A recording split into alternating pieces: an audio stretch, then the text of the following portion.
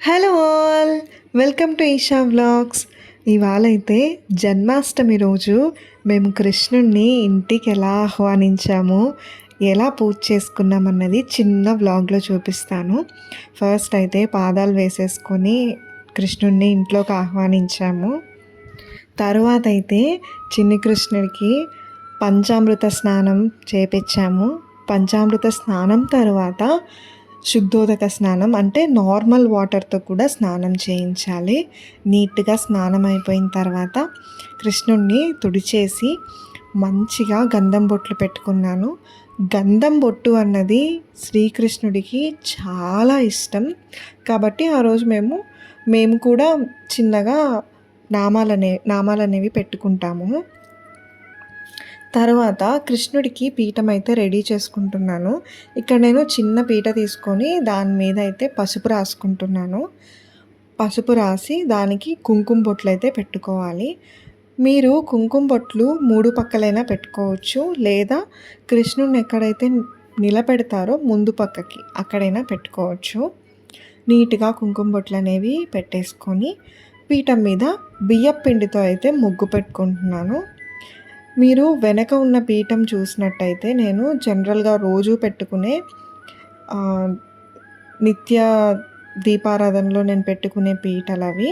వాటికి మాత్రం నేను ముందు రోజే చేసుకున్నాను. ఈ పీఠంకి మటుకు ఆ రోజు వరకు చేసుకున్నాను అనమాట. దాని తర్వాత దాని మీద చిన్న అరిటాక్ అనేది కట్ చేసి పెట్టుకుంటున్నాను. ఇక్కడ మీరు ఒక చిన్న క్లాత్ అయినా వేసుకోవచ్చు. నాకెందుకో అరిటాక్ అనేది నచ్చుతుంది బాగా, అందుకని నేను అరిటాకే పెట్టుకుంటున్నాను. దాని మీద నేను కొంచెం స్టాండ్ లాగా ఉండడానికి చిన్న డబ్బా అయితే పెడుతున్నాను. పెట్టి దండం పెట్టుకొని మనం ఎక్కడైతే నిత్య పూజలో మనం పెట్టుకునే స్థానం నుంచి కృష్ణుడిని కదిపి అక్కడి నుంచి తీసి నేను ఈ పీఠం మీద అయితే పెట్టుకుంటున్నాను అనమాట.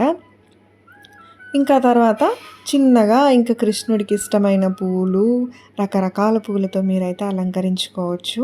సువాసనతో కూడిన పూలైతే కృష్ణుడికి చాలా ఇష్టం కాబట్టి నేను అవి అయితే పెడుతున్నాను ఇక్కడ. నాకు ఇంట్లో కొంచెం వేరే రాధాకృష్ణులు కూడా ఉన్నారు కదండి. మీరు ముందు వీడియోలు చూసినట్టయితే నాకు పూజ గదిలో ఉంటుంది ఆ పర్టిక్యులర్ విగ్రహం అనేది. వాటికి కూడా నేను పూలైతే పెట్టుకుంటున్నాను. తర్వాత అయితే నేను దండం పెట్టుకొని ఒక నెమలికని అంటే నెమలి పింఛాన్ని నేను అక్కడ సమర్పించాను దేవుడికి. తర్వాత తులసి దళాలు అనేవి కృష్ణుడికి లేదా విష్ణువుకి చాలా ప్రీతి.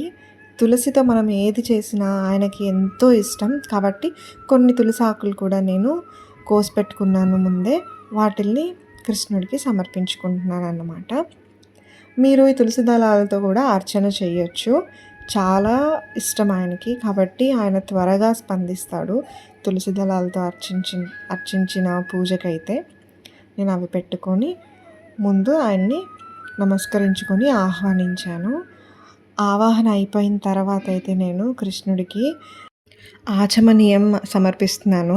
ఎందుకు అంటే కృష్ణుడు ఇప్పటి వరకు వచ్చి కూర్చొని స్నానం చేసి అన్నీ అలసిపోయి ఉంటారు కదా, అందుకని ముందు వాటర్ తాగిచ్చి తర్వాత అయితే మనం పూజ చేసుకోవచ్చు.